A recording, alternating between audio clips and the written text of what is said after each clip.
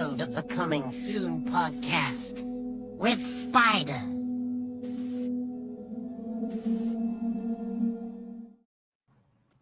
Hello, everybody. Spider here, Coming Soon podcast, coming to you live once again, being joined by Joe Taft and Alison How do you pronounce your last name? Let me ask you that. O'Leary. O'Leary. You see, and I had that in my head, but I just like Massachusetts, I chopped it up so many ways, so I do apologize. But yes, but welcome. I mean, of course, you guys are not in Texas, so tell me, how is the weather where you guys are at? Because I'm jealous. I mean, the weather is honestly pretty solid right now. Today was like mid 80s, but I mean, we just got like thunderstorms not too long ago, and it was like 90 the other day. So, I mean, in New England, it's like it's a game of chance. You never know exactly what you're gonna get. Sometimes it's gonna be the worst day you've ever experienced, and other days it's gonna be amazing. We just had a heat, a couple days of heat, like hot, like hundreds and 90s, and like Joe said, it was finally kind of easy breezy. But I just got back from the beach, so I had a good day.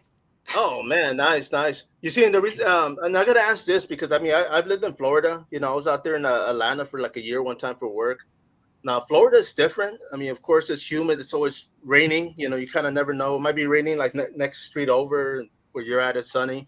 But Texas is the same way. We've been getting a lot of this rain, which is pretty crazy because we actually had a lot of unfortunate deaths. You know, like an hour north of us, you know, Kerrville and that whole area because of floods that just kind of popped up. There was no warning. It was like a whole mess. People lost loved ones, unfortunately. But this rain, I mean, I don't know where it's coming from. I mean, of course, the sky, right? But as far as what's causing it, you know, I mean, maybe somebody will make a short indie horror film about that. You know, that's kind of cool. I love like apocalyptic horror, to be honest. Oh yeah, same here. I mean, that stuff kind of like prepares you for the worst. You know, you're kind of like, damn. But yes, guys. I mean, of course, you guys. I wanted to talk about a few projects, but I wanted to backtrack a little bit and talk about how you guys got into the whole film. You know, with acting, producing, directing, and of course, ladies first. So, O'Leary, tell us. I mean, what was it that first got you into wanting to be an actress?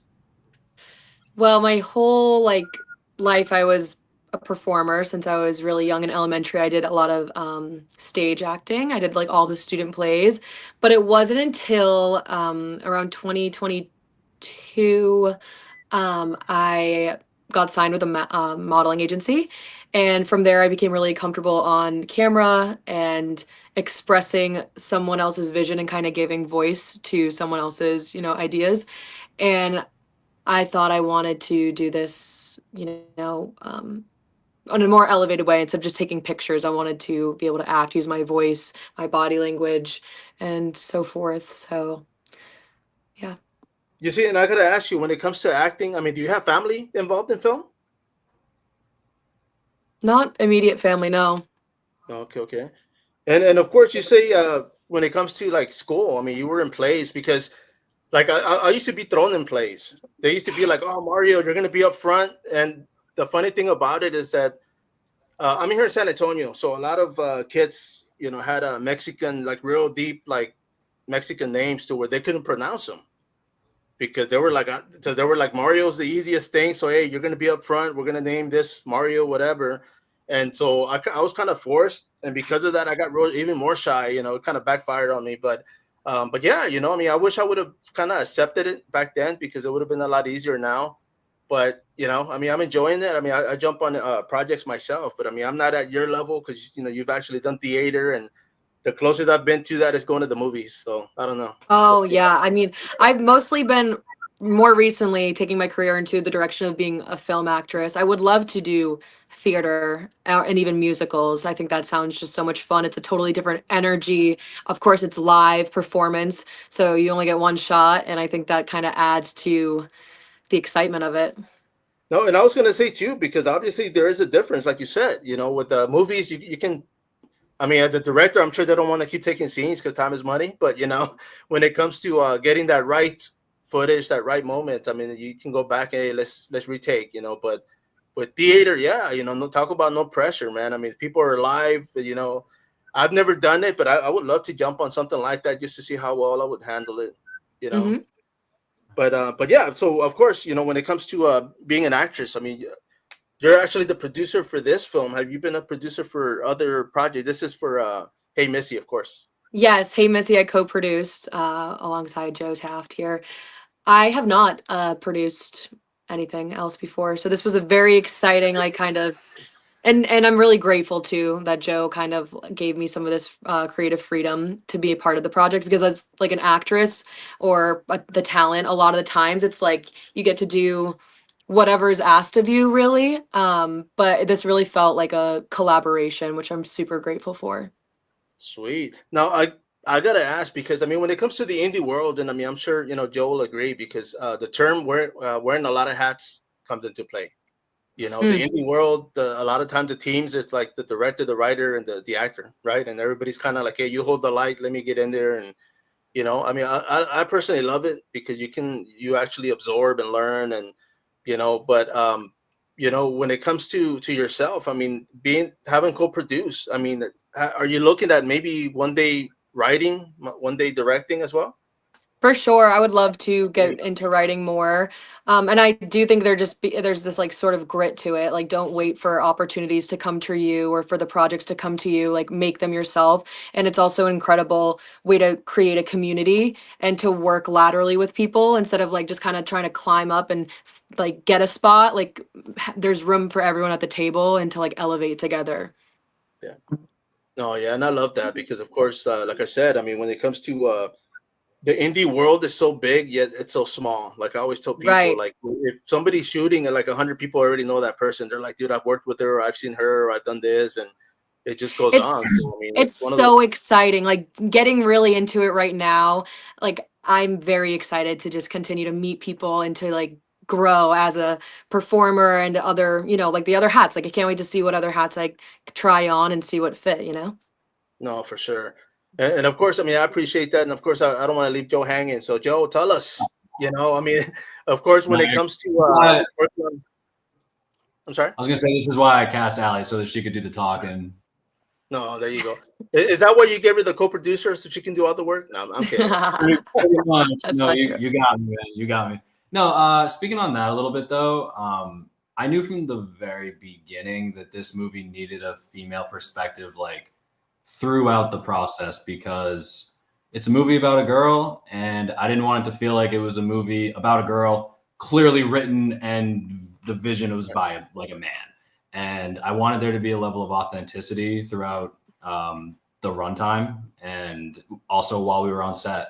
And I knew from the very beginning that I wanted Allie in that role, because I had seen some stuff that she had done, and she was somebody who she embodied the physicality that I needed for the role, but in the same time, like the body language and everything, but she also can act, and she is somebody who is just like a bundle of energy to be around at all times. And she like lights up a room, lights up the set, and like everybody wants to like talk with her and work with her, and she makes the other actors better, and she makes us better, because there's like expectations that we want to get this right. And so I felt like it was a perfect match. And yeah, super, Thanks, super, Joe. super. Yeah, nah, it's all good. But definitely super honored to get the opportunity to work with her and everybody on my cast and crew. We have a producer on this movie named Melissa, who's assistant director. And again, like just getting that female perspective throughout the whole thing was super crucial for me. And I didn't want to just ignore that throughout.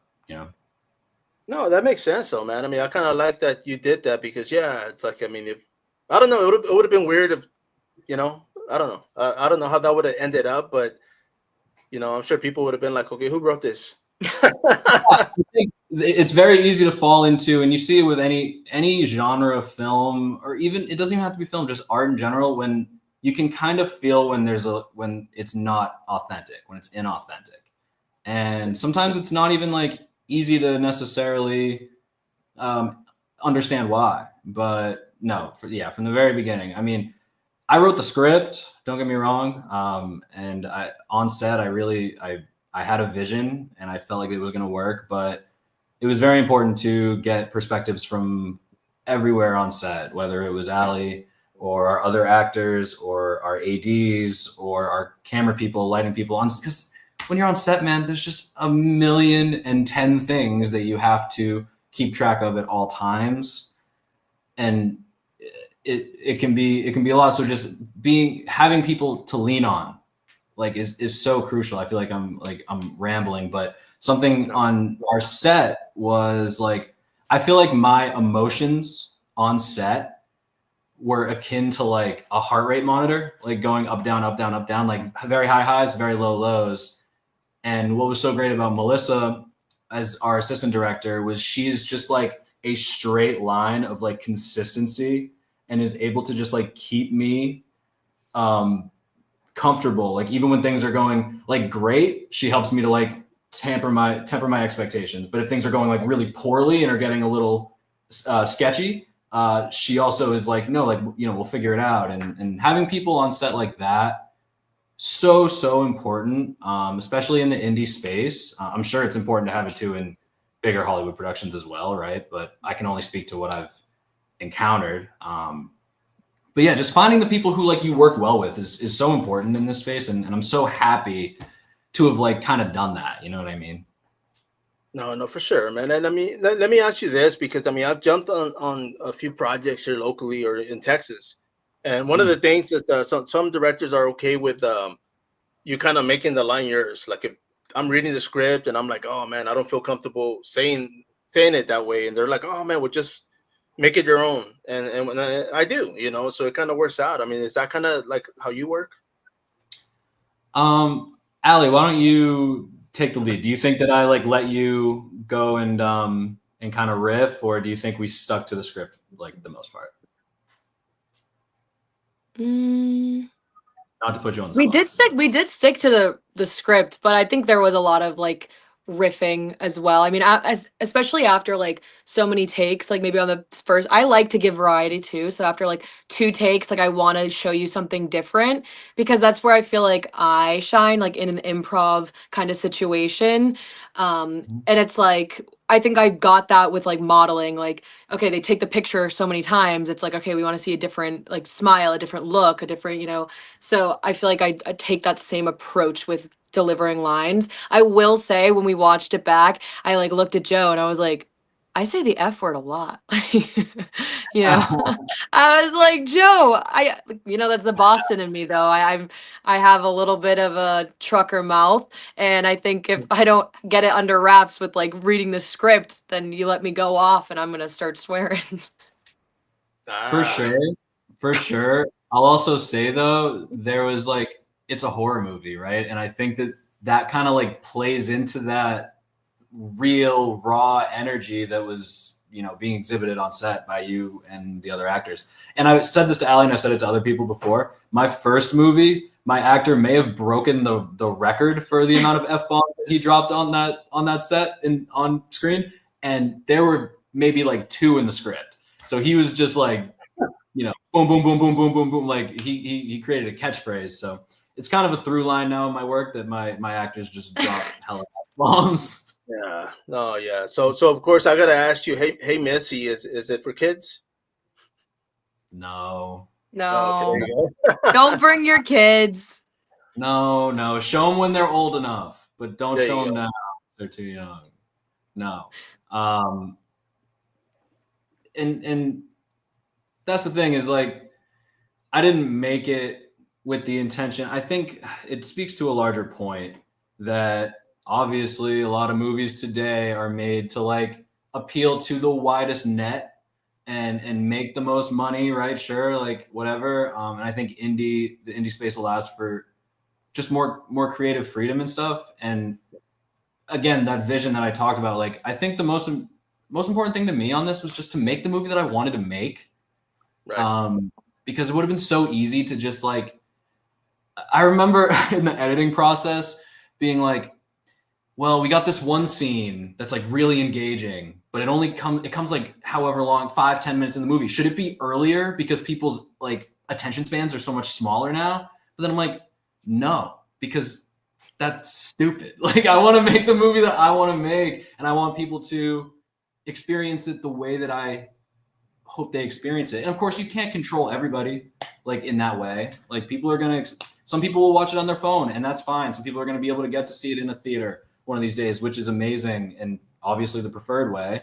But at the end of the day, everyone's going to consume art in their own personal way, in a way that feels right to them. So the hope is that, you know, they'll see it in the way that is intended, but don't bring your kids. There you go. There you go. And of course, I mean, how long is the film? Let me ask you that. What's the time frame? Joe? Sorry, yeah. I was just gonna let you say it's 15 minutes. Okay. And the only reason I'm asking this because you brought up the attention span. That's something that I always bring up because I tell people, like last year, maybe like a year and a half ago, I jumped on TikTok because I was like, man, let me get on there, and it was scary. I was like, holy crap! It explained a lot. I was like, dude, no wonder like a lot of these like younger scrolling and like you realizing just like the fact that it was just like quick, and I'm thinking like, man, It like, never ends. It just keeps going. yeah, and it was just like I was like, that explains it, the attention span. You know, a lot of these younger people, you know, they just like, all right, swipe.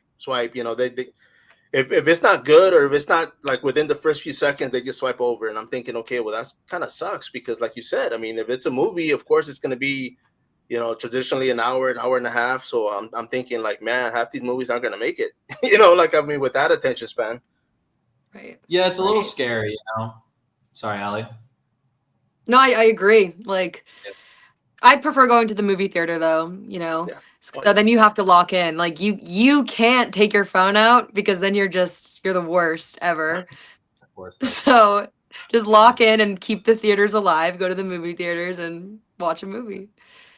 No, definitely. You see, and that's another thing too that a lot of indie filmmakers have capitalized on is the fact that the theaters, a lot of those box office films aren't coming out like they used to. They're all going to stream. So a lot of the indie filmmakers are actually getting that opportunity to put their movies on the big screen.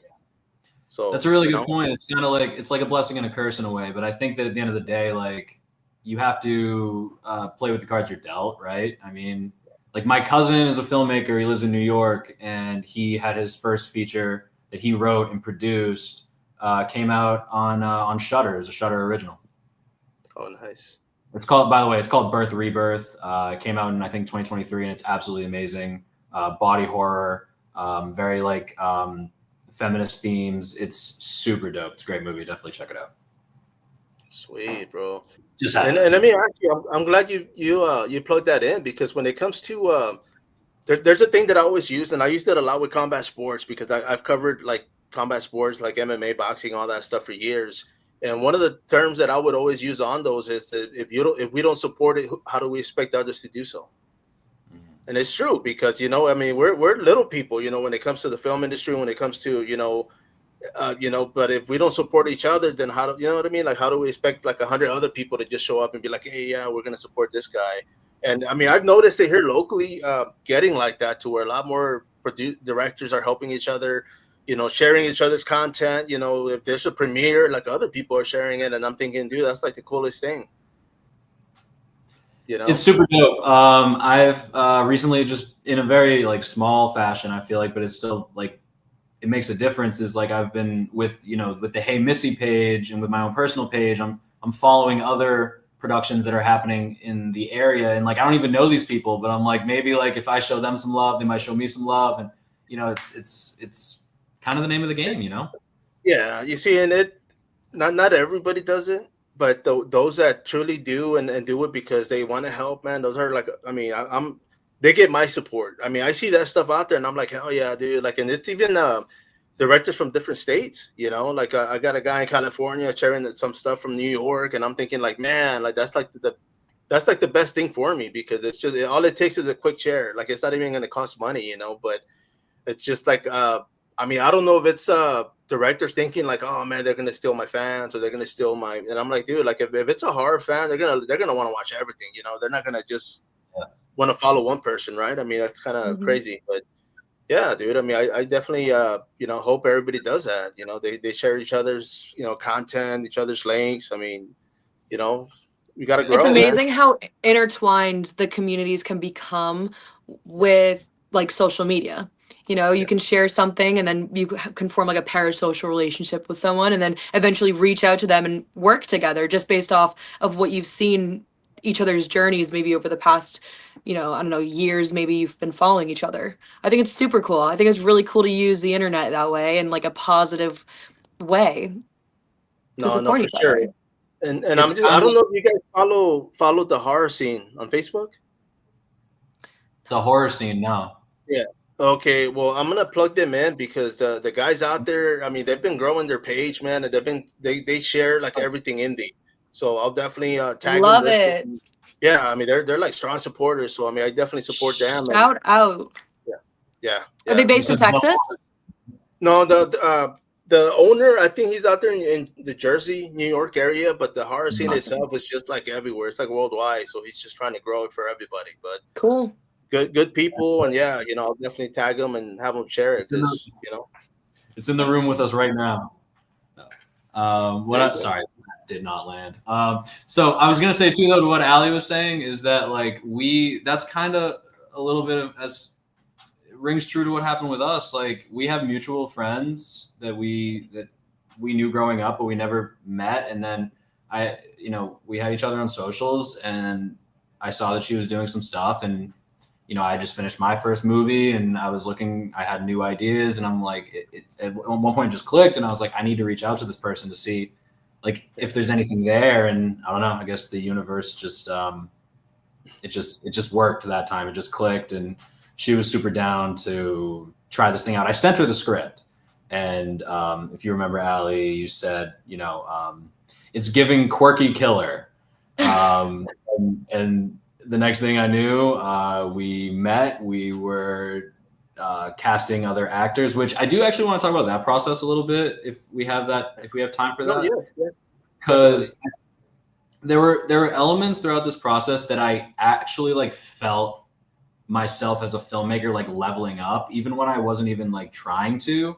Because, like I said, I like knew Ali through, but I didn't know her, right? But then I had other people I had in mind for like roles, the supporting roles in this movie. And it was Ali who was like, well, why don't you use like backstage? And like, we really try to like cast some people in this thing and get some auditions going. And I was like, I mean, I'm up for it. I've never done it before, but I'm down to try it out. And that was the first moment where I think Ali kind of played producer and made me realize that it was going to like work like that. Yeah, because it was so fun. I'm just gonna piggyback off you. And then we also went on Facebook groups, like how you mentioned the horror scene. There's some New England based film groups.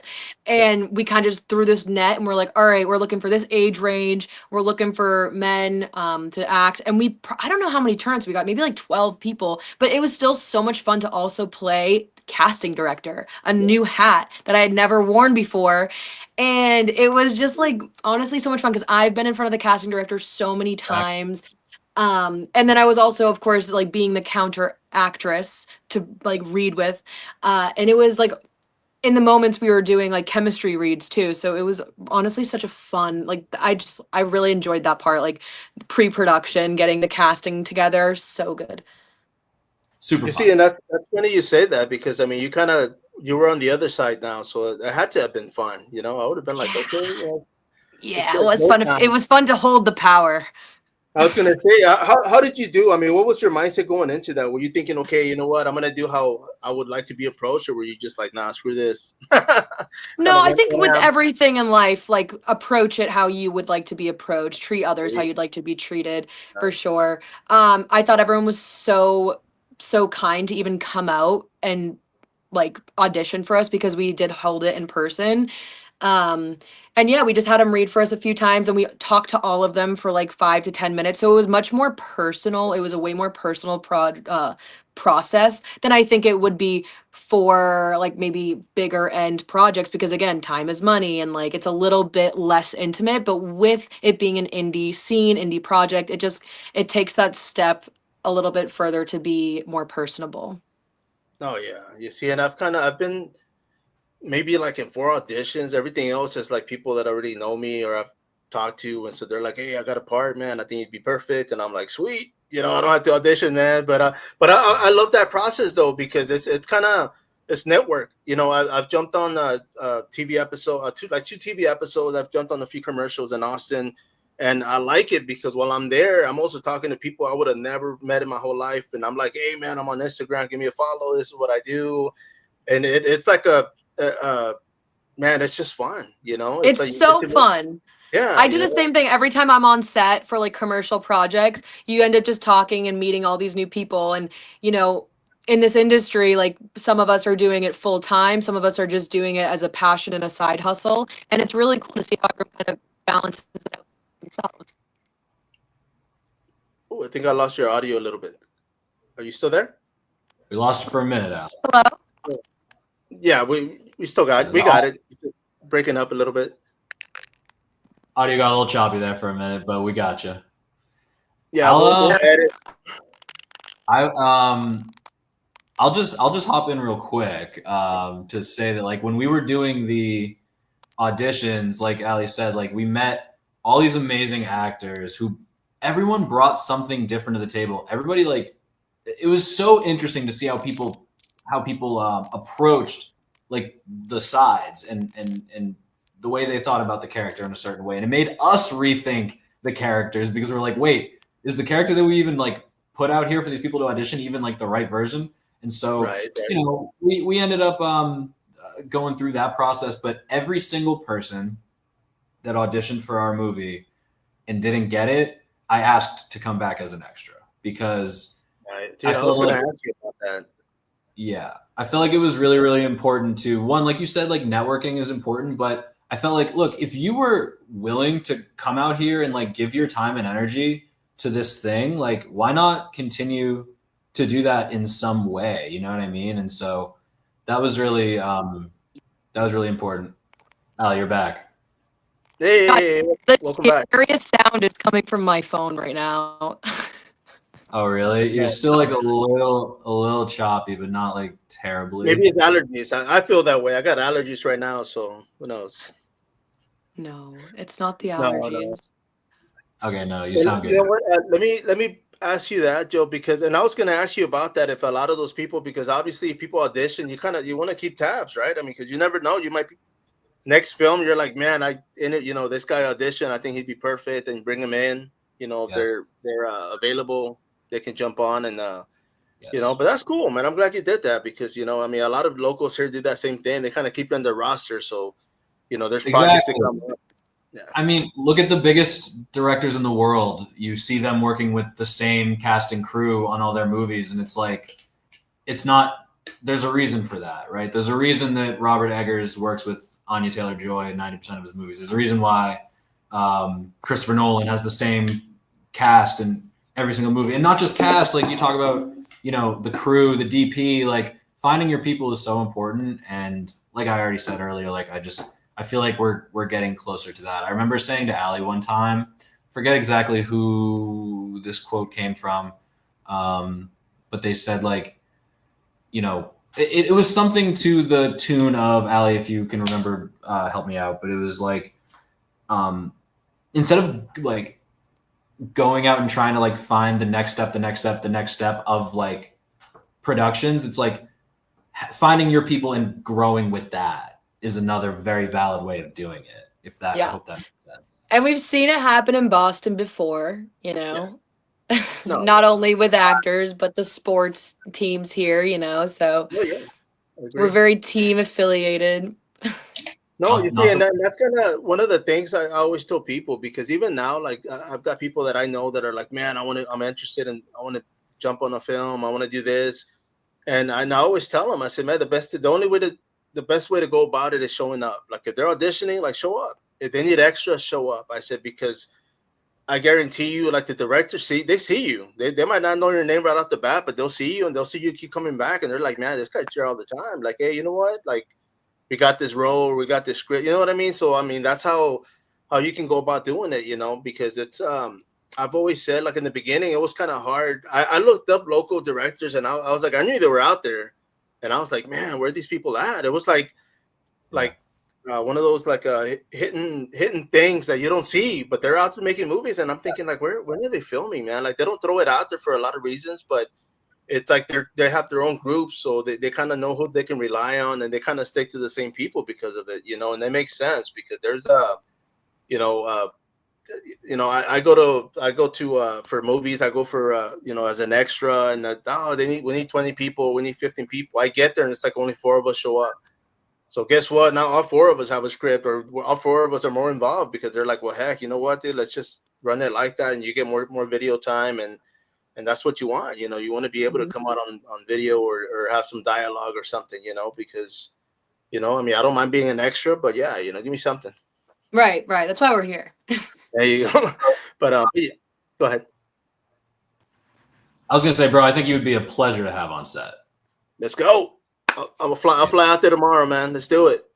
I'm flying to Indiana. I'm flying to Indiana Wednesday, actually. It'll be my first project outside the state. Yeah. So yeah, but I'm looking forward to it, man. I was actually supposed to fly to Vegas for another film this month, but they decided to postpone it till the beginning of next year. So, damn. Are you strictly independent films? I'm sorry? Do you strictly do indie films? No, well, I mean, I'm non-union, so it's like as Okay. long as they're non-union, like yeah, because I've thought about jumping on, but it's just like for me, I think I personally feel like I get a lot more freedom, like indie filmmakers, they get a lot more freedom because they're indie. I kind of feel the same way. Like I'd rather just jump on indie films and as non-union and have fun, because I go through casting calls like that work here in Texas. They're everywhere, but I mean, of course, I always put Texas because I don't want to drive too far.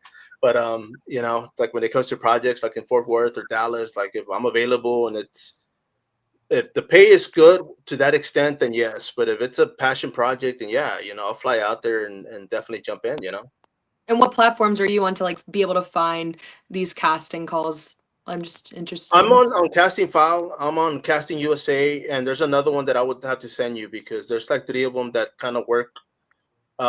Another one that I'm on, it's like mostly like Vegas, and of course I'm not gonna go because it's like same day. Hey, we need somebody today, 500, and I'm like crap, like I can't make it, But it's just cool to have because I always try to see what's out there, and it's like okay, well, obviously there's a lot going on because of the whole California thing. A lot of people we had a lot of people move to Texas, so San Antonio, San Marcos, New Braunfels, like Austin. It's always been big on film, but now it's like we're getting a lot more films done because everybody's coming over here. So it's just like directors are here, they're finding sets, building sets. So it's just like a perfect time for somebody to want to jump on films here in San Antonio, honestly. Yeah. I've seen there's like a lot of festivals out in Austin. Oh yeah, yeah. I mean, here too, man. I mean, we get a lot, but Austin, like I said, it's always been like the Mecca. That's been like always. From what somebody told me, like Austin's real big when it comes to films, but like for episodes and stuff like that. But Dallas is like for more for like commercials, more. Yeah. So yeah, I mean that's pretty much how it goes. But I mean, here in San Antonio, like you got like 10, 15 people filming like on a weekly, man. It's crazy. I keep getting invites, and I'm like, crap, man. Like I can't, And I'll say this because my work. I work for a realtor academy, and they're freaking super good to me, man. If I have something that comes up, and I'm like, hey, I need time off, they're like, oh man, go ahead. Like they actually get a kick out of asking me what I'm working on. Yeah, bro. Like I'm, like I try to be the best employee I can be, but it's just, I mean, they treat me good, so I'm like, yeah, bro, that's home. I mean, I always tell people when it comes to the academy itself, I always sell it because it's like, you know what, I love the people that work there. The instructors are always like super great, man. So it's like, yeah, definitely. But yeah, I appreciate them. So shout out to them, man. Shout out. Big shout and out. Let me ask you, because earlier, I mean, of course, Joe, you said you as far as employment, you actually work for a radio station. Yeah, cable TV station, pretty much very similar. Yeah. Yeah. And so how did you go about doing that? I mean, was it something that you went to school for? I mean. Yes, sir. So I went to college for communication. Originally studied to become a journalist and realized that I didn't really want to go out and knock on people's doors at 5 a.m. So transitioned more into multimedia stuff. And then I would always be taking film for my electives. Like, even though I could have been taking like anything else, and I was always taking film stuff, which didn't technically count toward my major of communication because I was in the multimedia journalism field. And so I remember one time where my film professor was like, hey, like, we probably need to like get you going on the curriculum if you're going to like actually get your degree in 4 years. I'm like, oh no, like I'm not actually like a film concentration. Like I'm just doing this like as elective. And he was like surprised. And I learned so much in those years. And so not only just in the film world, but also in the multimedia world. And so I've always kind of had like a video background. I've been editing since high school, something you see pretty commonly these days. And first job I got out of college was straight up just filming college sports. And I still have that job today as like a freelance thing. And I love it. Always getting out on the field and filming people is like, I love it. I love it. I could talk about it all day. But then I think I've been at ECAT now for 2+ years, and I've been full-time here for just over a year. Maybe it might be 3 years. It's kind of hard to, it all blends at some point, but, that's so, how I feel about the 90s. About what? Sorry. About the 90s. I said people are like, I always tell people I missed out a lot because I was actually involved with music. Like you had talked about that earlier. And I was traveling to different cities, covering bands and doing interviews. And it's just like, I missed a lot of movies, a lot of stuff in the 90s because I was never home. So. No, but right. man, that's pretty cool though, man. There's a quote that I hear and I always say it, man, and it goes like this: it said, "If you love what you do, you'll never work a day in your life." Mm-hmm. And because of that, like every job, and I've had jobs like galore, man. I've always been, if I get bored, I leave. I mean, I'll be honest. It's just like for me, if it's like, man, if it's not doing anything for me, like I'm just like, man, I don't want to be there because I don't want to drag that company down. You know what I mean? Like it just, my heart's not in it, and I find something else. It's just nothing personal, but I do love my job now. I'll say that. But when it comes to doing everything else, I've always enjoyed. I've done photography. Like I'm not a professional photographer, but I fall in between this crack to where I used to cover a lot of combat sports. So I used to always be K-side, ringside. I've been K-side for the UFC, for Bellator, for Strikeforce, a lot of regional promotions. Because of that, I've got.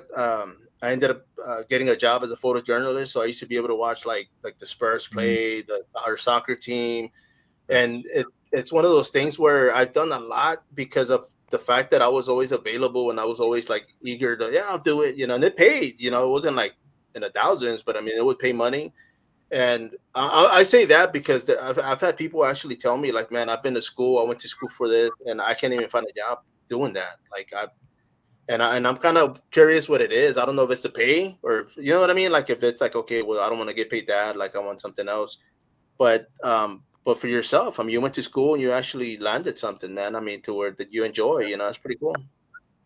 Yeah, I feel very lucky, and I feel like it was honestly just, again, it's luck. Like there's so many instances where people are doing the complete opposite of what they did in school, and I think that's totally fine because we're always changing. Like I'm not the same person I was 1 year, 2 year, 4 years, 10 years ago. Like not at all. And your perspective always is changing, your passion, your intuitions, and like that's okay, right? Like I mean, who's to say that in 10 years that this is what I still want to do? I mean, right now, like this is what I want to do, and I'm putting everything I have into it, but anything could happen, right? So that's probably like the kiss of death, though, to like actually say that. Like people are like, "Oh, he doesn't even like care that much," but I do. Like I care right now so much about like I said, just like getting the art out there. And that's sure, man. You see, and then just like we said earlier, we're gonna have O'Leary actually directing films in a few years, so that'd be pretty cool. Looking forward to that. Oh yeah, I'm looking forward to that too. Am I gonna? Go ahead. Maybe. Go ahead. Maybe. Yeah, I might be looking at my 2 actors right here. I might be looking at the 2 stars. What do you think about that? I'll be the co-star. Yeah. You'll be the star. I'll be the co-star, man. Let's do it. I'm thinking some sort of heist movie. Oh, like a buddy heist? I'm down. Yeah, I was. You know what? Let me ask you this, because I forever and a day have been wanting to jump on horror films, and I've jumped on 2, and this one in Indiana is going to be my 3rd. But every other film is like a drama. I played a cop, I played a sergeant, and I'm cool with it. I'm like, heck yeah, I was a zombie in one film, and I'm just like, man, like I don't want to just kind of say like, hey, I just want to do this, because I personally, like Joe was saying, like I don't know where this is gonna go. I might end up being a boomstick operator. I mean, I enjoy doing that too. But it's just like if opportunities there, and I just feel like, okay, you know what, maybe this is what I'm meant to be or do, and just stick with that. But indie world, man. I mean, I'll do a little bit of everything. So yeah. 100%, man. 100%. Let me ask you guys, bro. Earlier we talked about music. I'm curious, when it comes to being at home and you guys are just chilling. Like I'll start with Joe. What can we expect you to listen to, man? What's playing in your head or in your radio when you're at home? Thank you for this question, actually. Honestly, I'm a little all over the place. I had a bit of like a folk kick in the past year. I was super hip hop oriented in high school and college, and now I think I'm kind of back on that wave a lot. So, Oh, sweet, man. a lot of like kind of like trap kind of artists at times, but like not as much newer stuff. Definitely like G Herbo, different rappers like that. But I listen to a lot of different stuff. It's really just whatever my mood is. So I was listening to Bad Bunny earlier today and realized how good Bad Bunny is again. I'm probably gonna listen to him more. Sweet, man. Heck yeah. What about yourself, Alison? Myself, I like so okay, this is like this is kind of weird, but I actually don't like listen to music. So in my car, I will drive in silence. I do that too. Oh, you do too? Yeah, like I freak out. Like I don't know. It's like one of those things where I'm like I can't, if I'm looking for an address, like I gotta tell whoever's with me, like hold on, keep quiet. Like I gotta concentrate. It's weird. Yeah, I find that, like we're always listening to things or we're always like consuming things. So when I'm alone, like I like silence and I make my own music. So I Oh, like to cool. give myself that, you know, Nice. room to kind of like create my like in my own. But I will say I've recently like Renee Rapp, she's been popping up and she's amazing. She's a pop girly. I love pop music. I love techno music. I was in the techno scene, like house scene for a little bit. I worked like in nightlife, so I love like house and EDM Trans. techno. I grew Sweet. up listening to like classic country, Johnny Cash. So I love that. Yeah, all Dude, over that's the place, cool. like You Joe see, said. and I'll say this because I mean I'm much older than you guys. So for me, like growing up in the '80s, like I had my siblings were always like 8 to 10 years older than us.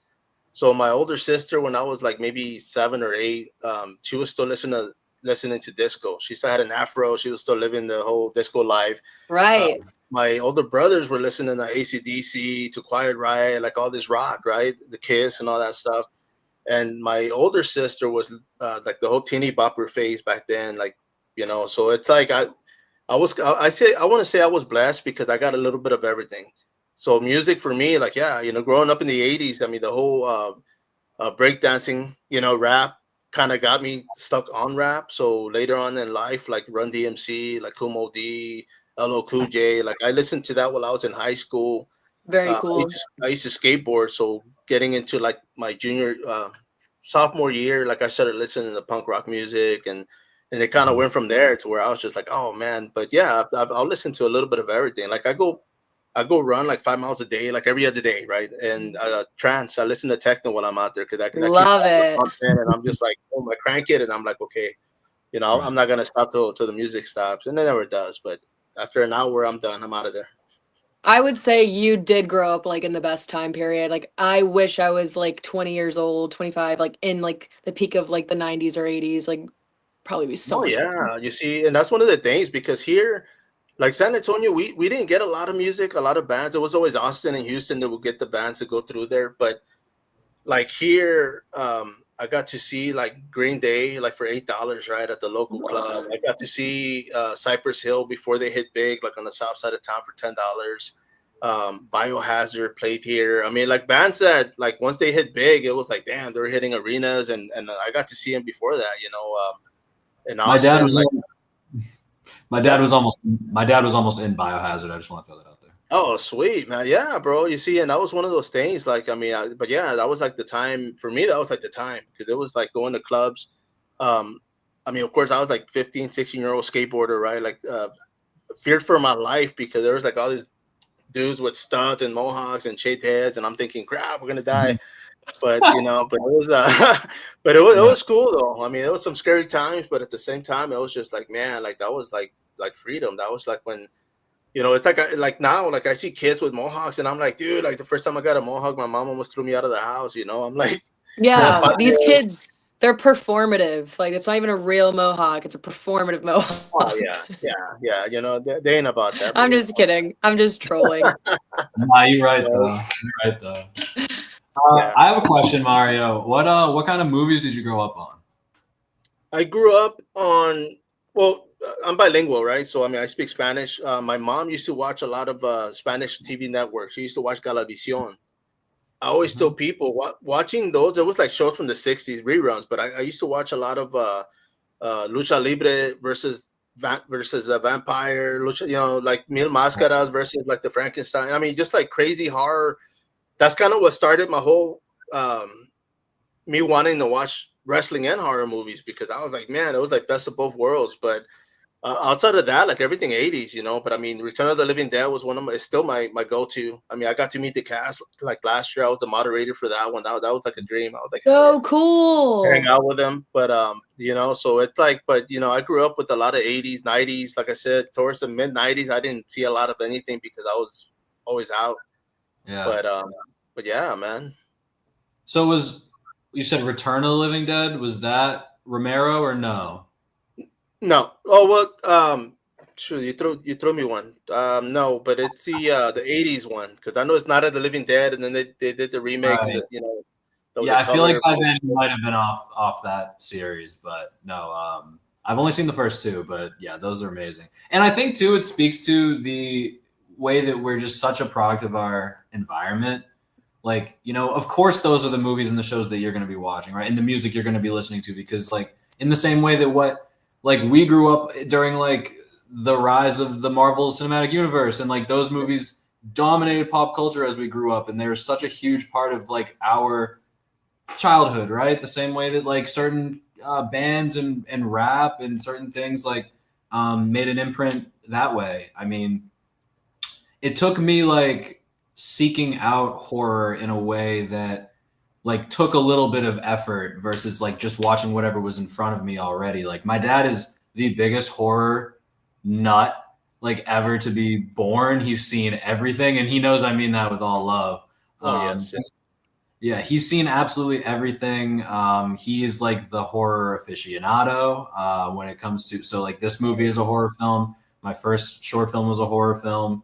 And I always was like looking to him on set and being like, is this scary enough? He also, what I wanted to mention, and it comes back around perfectly, is my dad did the score of our movie. Oh, sweet, man. Heck yeah. Dude. Yeah. So he's been a musician, like I said, his whole life. He was in hardcore bands. He's played guitar forever. He's actually a luthier, and he fixes guitars. My dad's like casually one of the coolest people in the world. Right. Gary, man. That's Gary cool, is so cool. Shout out Gary. Yeah. He's also the Taft family. Yeah, of course. Shout out Gary. Just to go back, the director is Dan O'Bannon. That's who it was, and I had it in the tip of my tongue. Okay. And you know what? It's funny you say your dad being like that big in horror, man, because I love horror, bro. Like I grew up on it. I can quote stuff. But I always tell people I'm not a horror nerd. Like I can't, like if you told me, hey, what year was that on? And I'm like, I don't know, between here and then, like I really don't know, right? But I know what movies came out in the 80s because I watched them in the 80s. I know what movies came out in the 90s because, but other than that, like I have my buddy, he actually chimed in earlier, man. This guy right here, man, he actually gave me a quick shout out. Hey, Mario Thomas. Hey. This guy Thomas, he's a freaking horror nerd, man. This guy can tell you who movie came up and who and what, and I'm just like, damn, I'm mind blown. But I love that guy because he's always like dropping knowledge on me, man. I love that. People are so cool. Yeah. There's different levels to it, though. You know what I mean? Like I see today, like because I'm like in it, I'm always trying to pay attention to who wrote it, who directed it, mainly just who directed it and like who shot it and like score, right. Kind of the things. And then of course actors. I know actors like because they're in front of your face the whole time.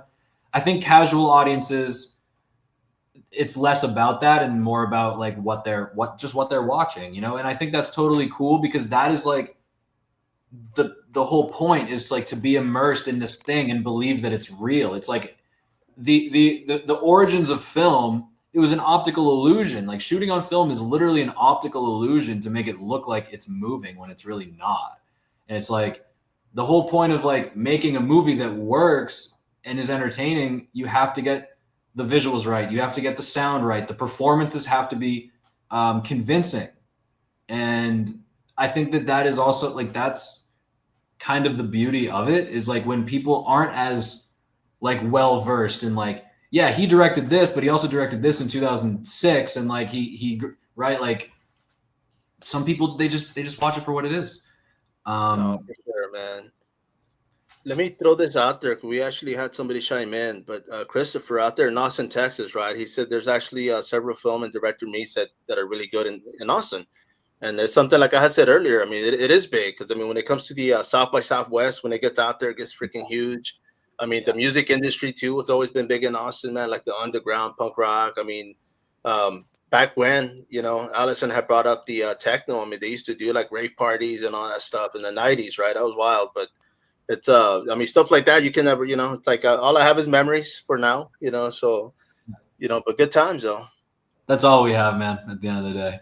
And let me say this before I get into the Hey Missy film. One of the things that people always ask me, and they tell me about jumping in a movie, and I always tell them this. I say, you know what? For me, I want to be on something that's going to be around forever. After I'm gone, like my grandkids, maybe they'll see a film and be that I'm in or something. You know what I mean? Like I want that to be out there, and I personally think it's cool because that's just like something that they can go back to and be like, man, that was my grandpa, or that was, you know.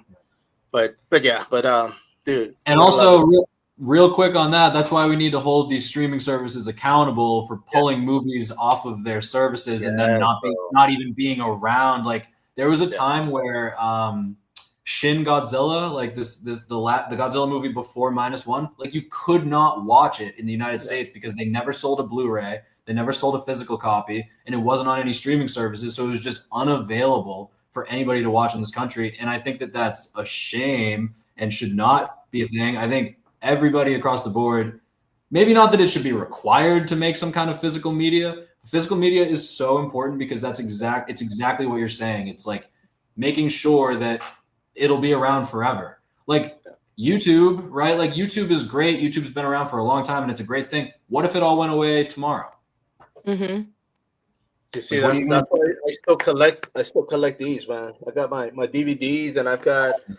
But yeah, I agree, man. I mean, that's something. Maybe it should be something. You know, I know a lot of directors are always saying like that's why they keep their film on film festivals because they can make a lot more money than going to stream, and streaming services don't pay that much. I mean, for some of them, right? Some of them are actually pretty damn good.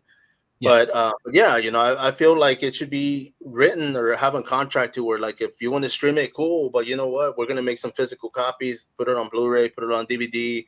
Because I mean, every film I'm in, there's 3 that are on Blu-ray, and funny enough, I don't have a Blu-ray player, but I do have the movies, so you know that's pretty cool. But yeah, man, I agree. Like, most like gaming consoles these days, like modern day gaming consoles, even like last generation, like double as Blu-ray players and DVD players, so they do work. But I agree, though. I feel like, sorry, Ali, if we're like not.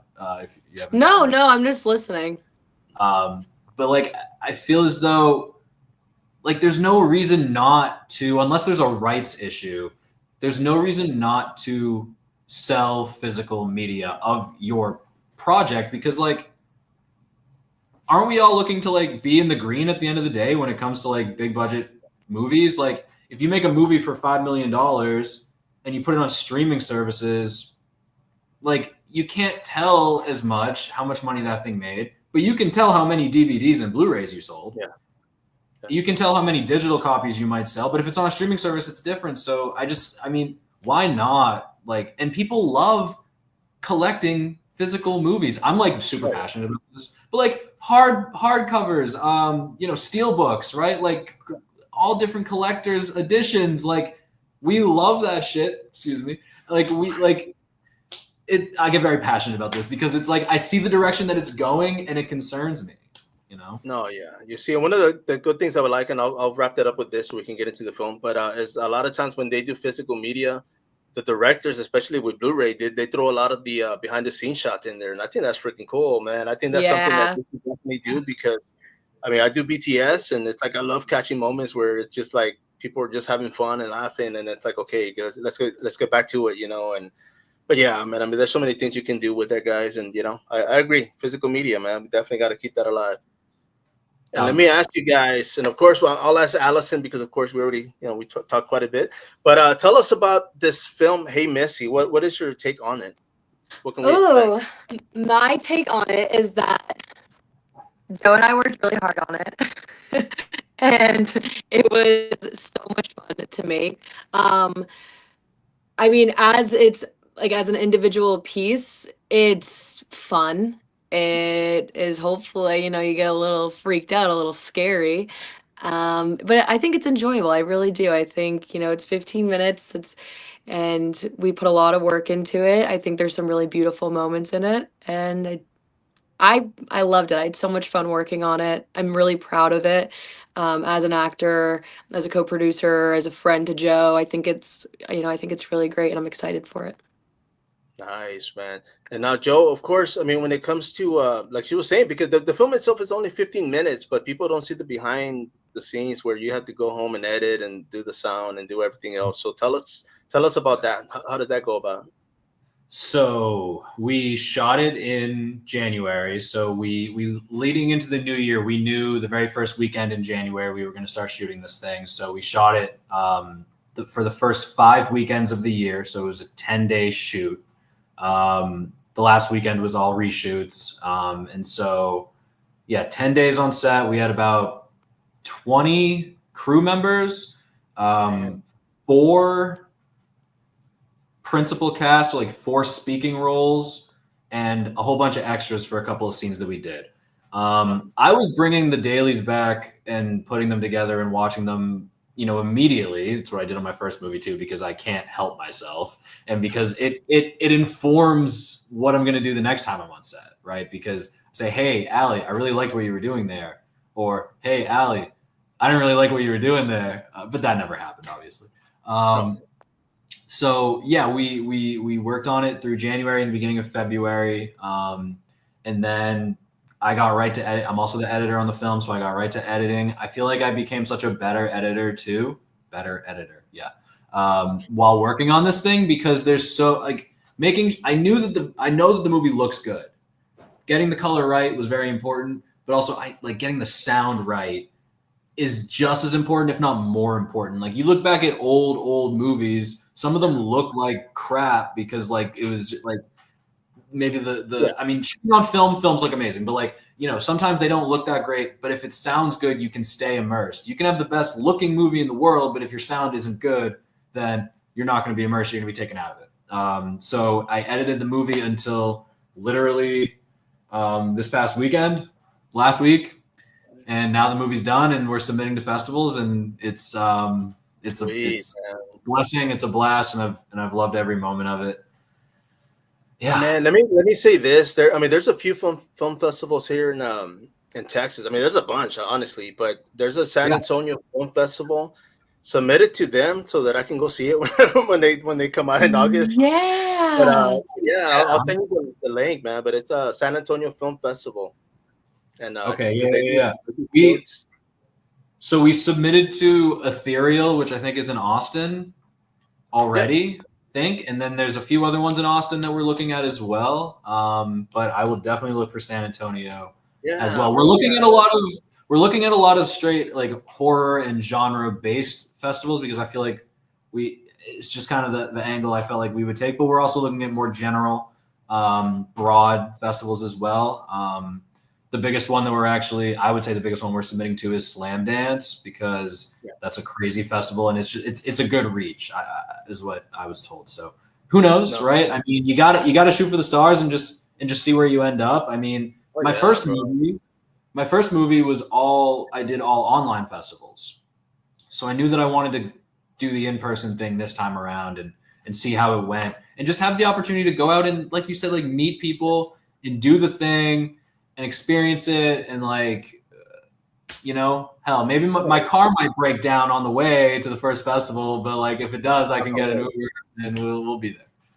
No, for sure, guys. And man, I not that I'm trying to rush you guys out of here, man. I love you guys' conversation, man. It's definitely one for the record, dude. I appreciate you guys. But to wrap this up, and I try to keep this under an hour. But my last question to wrap this up: if you guys were an action figure and you only came with one accessory, what would it be? Oh, dude. One action figure, it's all I get. Shit. You know what? I think Can I go real quick? It's a pen for my ear because I always be doing this. I got called out for it on set, and they're like, "Why do you always have a pen in your ear?" No, that's a lie. A pencil, specifically Nice. a wooden like #2 pencil. I hate mechanical pencils; they're no good. Pens are all right, but I would say one of these bad boys. There you go. There you go. I can dig that. Alison? mine was I was taking the weapon route, so I was gonna do like one of those like ball and chains, like one of those like whips, but like there's like a ball at the end of it with spikes. Yo, that's actually a way sicker action figure than mine. That'd be That's hard. funny. Yeah, that's funny you say that because I dropped this question to a director in Canada, right? And it was an actor, an actress, and the director, and female. And the director and the actress were like, "Oh, I'll get a gun," and and they asked the actor, and he was all like, "Oh, I might get a I forgot what he said, but it was like not a weapon." And they asked me, and they're like, "What about you? What would you get?" And I said, "Well, I wouldn't mind like a beer comb." And then I started laughing because I was like, we didn't even think about weapons. Like they were like, "Well, what if something happened? Like you come with a gun," and I was thinking, well, maybe y'all gotta come with us wherever we go, right? Because Right. but that's funny because we were like the most non-masculine, I want to say. Not saying that guns are for men, but it's just like it was just like a beer comb, and he said something like glasses. I don't know. It was just something that wasn't, but that was funny. So I'm glad. Yeah, I love mean, you saying pencil threw me out of left field. I was like, oh, should I be thinking like a microphone or something? But I was like, no, the first thought I had was like that whip with like the ball and spikes on it. Yeah. Nice. I can definitely take that. Yeah. Well, guys, I appreciate you guys jumping on here, man. This was actually cool. I mean, love the conversation. The movie itself, like Joe mentioned, it's going to be going to the festival, so I'm looking forward to that, and I'm looking forward to you guys submitting it to the San Antonio Film Festival. I'll give them a shout. And man, anything you want to say before we wrap this up, guys? Yes, real quick.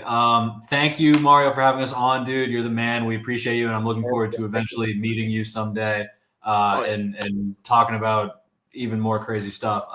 Please, if you're into indie film and you want to support indie film, check us out on socials. We actually just dropped our website, which you see on the ticker below. You can find our Instagram through that. You can find our Facebook through that. And stay tuned because there's a bunch of awesome announcements coming out. We're going to be dropping our poster pretty soon. It's all coming along. It's very, very exciting. So thank you for having us on. Thank you, guys. Thank you, Mario. No, thank you, guys. I appreciate you. Don't hang up yet, but everybody out there, of course, once again, Spider here, Coming Soon Podcast. As always, till next time, follow it.